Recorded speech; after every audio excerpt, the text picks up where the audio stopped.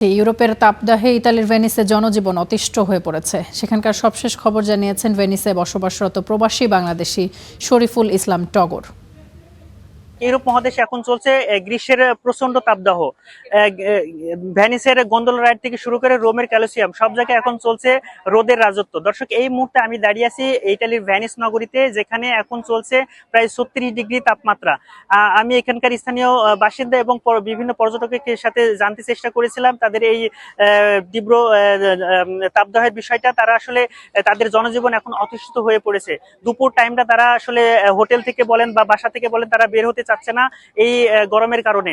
এই গরমের কারণে তারা অনেকেই বিভিন্ন সমুদ্র সৈকত এবং লেক গুলো আছে, লেক গুলোর পাড়ে গিয়ে সময় কাটাচ্ছে। এখানকার যারা কাজ করে ভেনিসের বিভিন্ন বিভিন্ন সেক্টরে, আমি তাদের সাথে কথা বলার চেষ্টা করেছিলাম। তারা আসলে এই গরমের ভিতরে কাজ করতে অনেকটা হিমশিম খেয়ে যাচ্ছে। ব্যবসা গরমে এবং তীব্র তাপদাহ আসলে তাদের জীবন